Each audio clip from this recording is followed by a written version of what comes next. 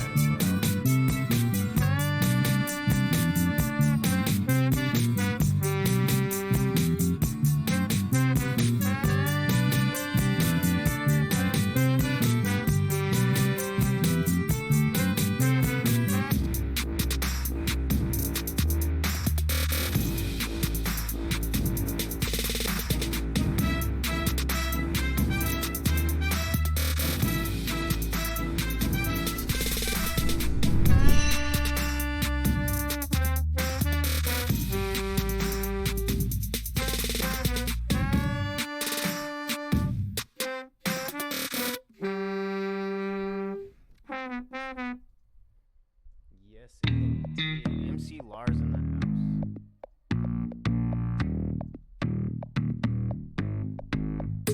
house. Well, I heard this dude named Schrodinger put cats inside a box. Someone please call PETA. That's quite unorthodox. Is the Heisenberg uncertainty principle all in effect? Zombie cats, both alive and dead, well, what did you expect? When deciphering the binary, the waveform goes away. If you measure probability of specific quantum states, you can't know a priori how an atom might behave. Yet through this observation, the universe is changed. What? I've never seen a cat like that. Schrodinger, I'm sorry, but you might get slapped. Well, you won't get slapped at the very same time. Why can't you make up your mind? Micro to macro, classical to quantum. Superpositions? I think we have a problem. When we check on the cat, is he alive or dead? You say both, but now you're messing with my head. The multiverse has got me down. How can I be in the woods while I'm also downtown? And don't say Central Park, I mean a place where I can catch Pokemon after dark. Two answers at once, that's the haps. Like Kellyanne Conway's alternative facts. Alive while I'm dead, Schrodinger said it. Many possible worlds, you can go ask Hugh Everett. A future state like being asleep while at a Chainsmoker show. Wait, that happens constantly.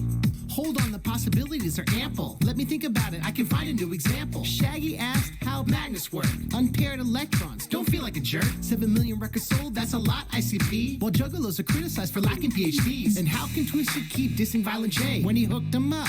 That's not okay. On FagoLovers.net, I press refresh. On Hot 97, just getting upset. He's like, Tech Nine's a boy, but we paved the way. Blase Rose got dropped, I don't know what to say. And by the way, I saw Twisted at Webster Hall. A fight broke out, and the lights went on. You can't Dan Hatchet Ben, Jamie and Paul. Why'd you have 7 openers that night after all? So what is a juggalo? I don't know. I left with a really sad feeling that show. Coming home, my girlfriend called me on the phone. She said packages were stolen from the lobby. I'm like, yo, we called the cops and described the box. 1 minute it was there, then 1 minute it was not. I'm like, oh my god, it's like Schrodinger's cat. The cops like, what? I'm like, imagine that. Okay, maybe I think I might be getting off track in a song about quantum physics and cats. My point is that a deterministic vision might limit your view and be a prison, while the probability that this verse is too long is 100%. So let's finish the song. I've never seen a cat like that. Schrodinger, I'm sorry, but you might get slapped. Well, you won't get slapped at the very same time. Why can't you make up your mind? Micro to macro, classical to quantum. Superpositions? I think we have a problem. When we check on the cat, is he alive or dead? You say both, but now you're messing with my head. I've never seen a cat like that. Schrodinger, I'm sorry, but you might get slapped. Well, you won't get slapped at the very same time. Why can't you make up your mind? Micro to macro, classical to quantum. Superpositions? I think we have a problem. When we check on the cat, is he alive or dead? You say both, but now you're messing with my head.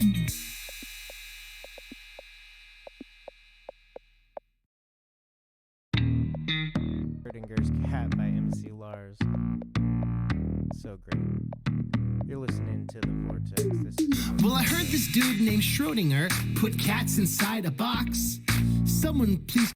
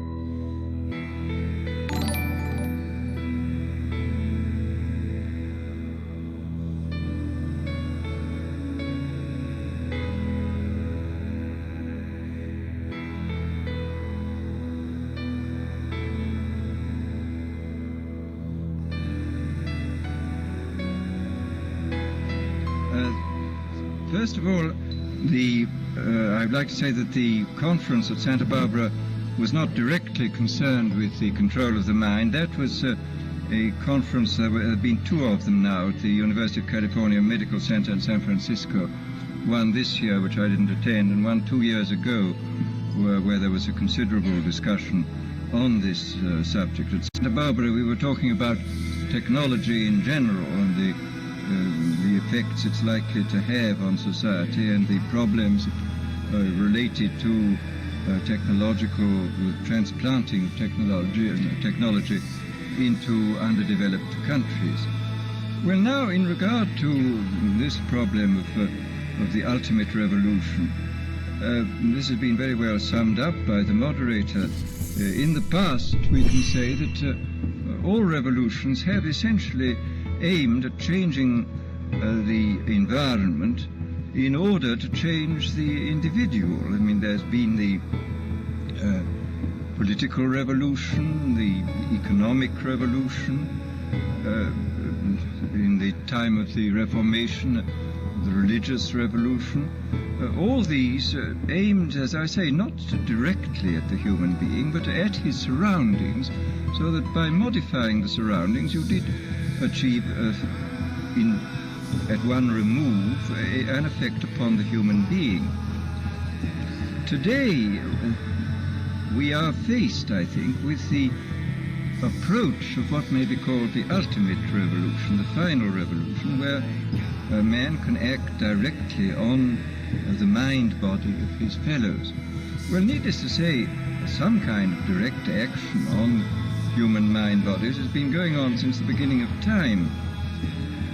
But this has generally been of a violent nature. The techniques of terrorism have been known from time immemorial, and people have employed them with more or less ingenuity, sometimes with the utmost crudity, sometimes with a good deal of skill acquired by a process of trial and error, finding out what the best ways of using torture, imprisonment, constraints of various kinds. But as I think it was Metternich said many years ago, you can do everything with bayonets except sit on them.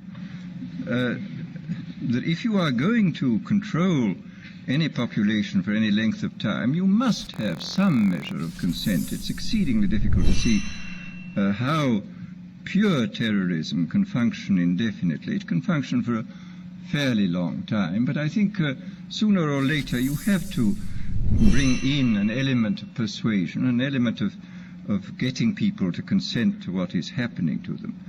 Well, it seems to me that the nature of the ultimate revolution with which we are now faced is precisely this, that we are in process of developing a whole series of techniques which will enable the controlling oligarchy, who have always existed and presumably always will exist, to get people actually to love their servitude.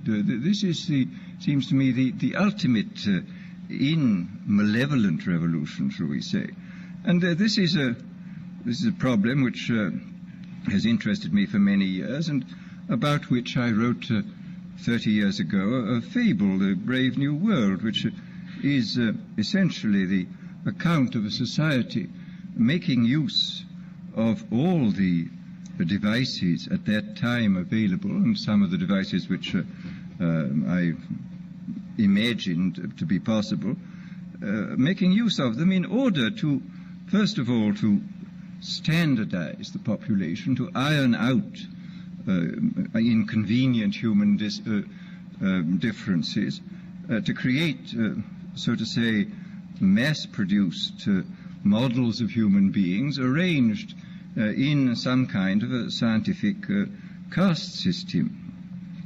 And since then I have continued to be extremely interested in this problem, and I have noticed with increasing dismay that a number of the predictions which were purely fantastic when I made them 30 years ago have come true, or seem in process of coming true, that a number of techniques about which I talked seem to be here already, and that there seems to be a general movement in the direction of this kind of ultimate revolution, this method of control by which people can be made to enjoy a state of affairs which, by any decent standard, they ought not to enjoy. I mean, the enjoyment of servitude. Well, this process, as I say, has gone on for over the years, and I become more and more interested in what is happening. And here I would like briefly to compare the parable of Brave New World with another parable which was put forth more recently in George Orwell's book, 1984. Orwell wrote his book between 45 and 48. At the time, this process, as I say, has gone on for over the years, and I become more and more interested in what is happening. And here I would like briefly to compare the parable of Brave New World with another parable which was put forth more recently in George Orwell's book, 1984. Orwell wrote his book between 45 and 48, at the time when the Stalinist terror regime was still in full swing, and just after the collapse of the Hitlerian terror regime.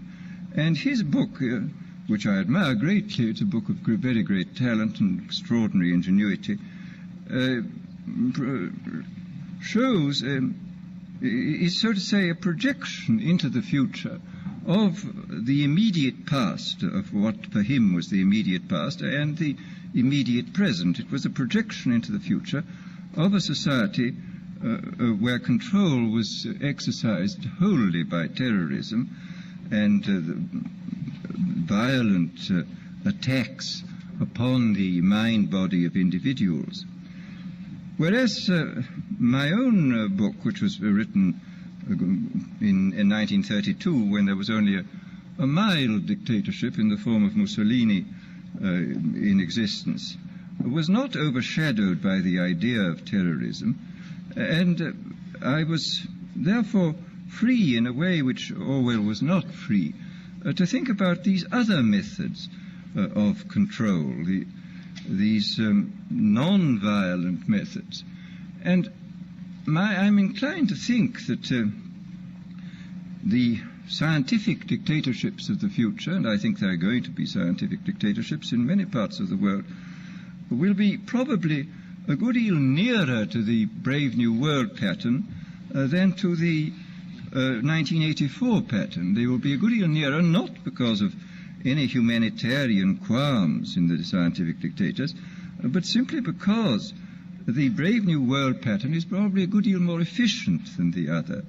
That if you can get people to consent to the state of affairs in which they are living, the state of servitude, the state of having their differences ironed out and being made amenable to mass production methods on the social level, if you can do this, then you are likely to have a much more stable and much more lasting society, a much more easily controllable society than you would if you were relying wholly on clubs and firing squads and concentration camps.